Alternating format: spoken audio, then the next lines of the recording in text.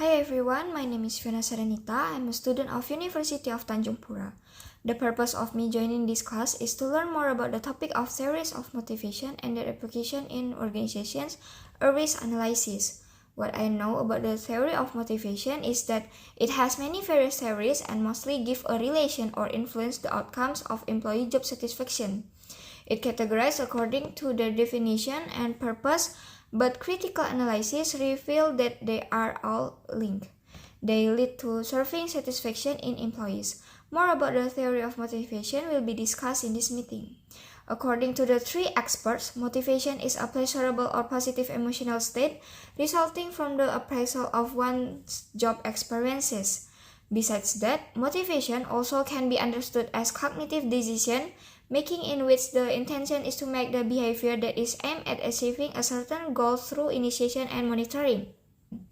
I find the topic of today's discussion is interesting because as we know, motivation is needed when we're doing something, especially in the work life or in an organization. Therefore, learning about this topic is interesting. This topic tells me about the importance of motivation in organizations and job satisfaction, which is vital for the achievement of organizational goals and objectives. The writer of this research is Ruben M. Badeby. The writer do this research in order to compare and contrast the theories of motivation and how they are used to inspire employees to develop the drive to achieve. In this research, the researcher tell me about how important motivation is in organization by using the method of qualitative research on motivation theories and strategies. The benefit of this study for organization is to help the organization with suggestions to cultivate conducive atmospheres and relationships for employees to work under, to foster positive attitudes towards their work. In introduction of his study, Ruben stated that motivation plays a key role in all enterprises. He mentioned several theories of motivation, and the main three categories are content theories, process theories, and contemporary theories. Lastly, he also mentioned about extrinsic motivation, where the factors are satisfied lower level needs are different from those motivators that satisfy higher level needs. According to Locke, motivation is a pleasurable or positive emotional state resulting from the appraisal of one's job experience, while according to David and Anderzak, motivation also can be understood as cognitive decision-making in which the intention is to make the behavior that is aimed at achieving a certain goal through initiation and monitoring. In order to understand the underpinnings of motivation, we have to feel the existence of the motivation, because by only read the understanding will not work much if the feel doesn't start from ourselves first.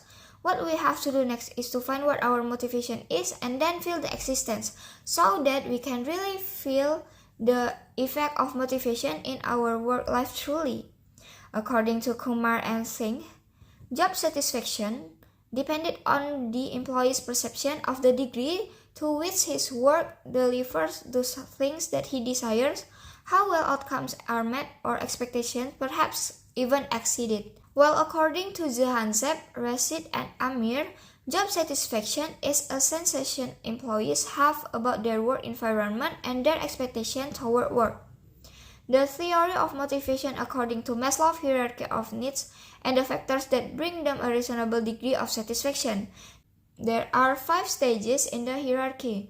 Maslow's hierarchy of needs form the basis of theories that try to explain job satisfaction. All people have needs that have to be satisfied. Besides the basic needs for food, shelter, clothing, and else, we also need the recognition and appreciation. According to Smith and Cronje, the way Maslow's theory is explained relies on the fact that people want to increase what the goals of their life and their needs are prioritized according to their importance. This theory is being applied in an organization as a normal norm of value. As employer, we give employee money to buy food and provide them food for every break time in office. We also guarantee the safety of each employee, support the relationship between employee and company, as well as respecting every individual and reward them if needed. Herzberg's two-factor theory or motivator hygiene is emanated from a study conducted by accountants and engineers in order to determine what makes an individual feel good or bad about their job. Related to satisfiers, there were 5 features of work that bring satisfaction, namely achievement, recognition, the job itself, responsibility, and advancement. The theory tried to create opportunities for personal growth, enrichment, and recognition among the employees. The theory can be applied when the employee achieves something good or rich and even beyond the goals that targeted by them. What can I do is give them a reward that can be in the form of money or even little gift. Moreover, if there is an employee that has potential to get higher position, they can be promoted. In McGregor's X and Y theories, there are 2 categories of employee in assumption, namely X group and Y group. The X group is a negative perspective of people, which says people can have an inherent dislike for work and avoid it if possible. Then because of this, they must be controlled, directed, and or threatened with punishment in order to make them work. Meanwhile, the Y group is the opposite of X group, where they are mentally and physically expanded at the workplace, are equipped and par with the rest or play. This theory can be applied if there is 2 categories of employees in the workplace. The first one is the employee that have skill to do a job with little interest, so that they simply do what they need to do and depend on their needs. Meanwhile, the second one is the employee that actively look for more responsibility because they enjoy the work. From these 2 categories, I will use X theory for employee in category 1 and use Y theory for employee in category 2. McClellan-Smith achievement theory postulates that some people are driven to success through seeking personal achievement rather than rewards themselves. This theory related to Maslow's hierarchy of needs, but reduces 5 categories to 3 categories, namely esteem or social needs, self-actualization, and security or physiological needs. This theory can be applied when there is teamwork in workplace, which help in manage them that can be done by identifying and categorizing every time members using the 3 categories I have mentioned before. There is the differences among this theory of motivation. According to Maslow's hierarchy of needs, people want to achieve more but prioritize what they need. Therefore, in this theory, there is a pyramid where from bottom to top shows needs to wants. Next, according to motivator hygiene, external factor can motivate employee, namely achievement, the job itself, recognition, responsibility, and advancement. Lastly, according to McClellan's need achievement theory, people are motivated if they have got personal achievement rather than rewards. Equity theory is a theory of motivation that suggests the motivation of employee at workplace is driven by their sense of fairness. This theory tells me that employee will give effort the same as we give the return to them. If we give them more, they will give us more, and vice versa. Value perception theory states that the satisfaction levels of each employee that hold different value system will be different. The assumption is that the difference between expectation and what is received can also bring dissatisfaction, depends on how important the job to the individual. This theory tells me that there is possibility of a relationship between what people desire and what they consider as important. From expectancy theory stipulates that behavior is a product of choice that are available to be prioritized. The idea is to derive satisfaction and minimize dissatisfaction in employees. This theory tells me that individual factors like personality and skill can determine performance of an individual. Porter-Lawler model gives details of the fiber relation that exists between job performance and attitudes, which perfectly defines managers. This model also touches on the assumption of human behavior. This model tells me that the deduction assumes that individual behavior is influenced by both internal and external factors, rational and make on choices of their behavior, have different goals, desires, and needs. From the demotivated employees in organizations, there are several risks suffered by the organization, namely operational risks, which consists of absenteeism, poor quality of work, and toxic work environment. Next, personal risk, which is the desire of organization to keep their staff for a longer period of time.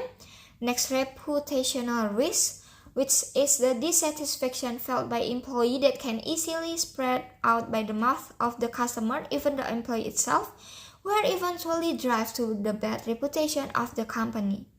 Next, environmental risk, which is the unsatisfied employee that can't do their work maximally, for example, bad customer service. Lastly, there are health risks and financial risks. The importance of motivation in the workplace, according to Perry and Handelsblad, is that the individual's desire to perform and provide services to customers with the mandate to do good is enough to motivate. Performance at work is related to the employee's pay, of which the employee may not have control of the reward as it's external. Besides rewards, there are other external factors, namely promotion at work, security of the job, and else that may give meaning to the motivation of employees. The conclusion of the study conducted by Ruben and Badubi is that motivation is important in organization.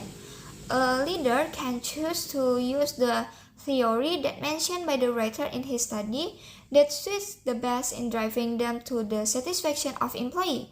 Leader has to realize that employee need a platform to give a voice of them that motivated them.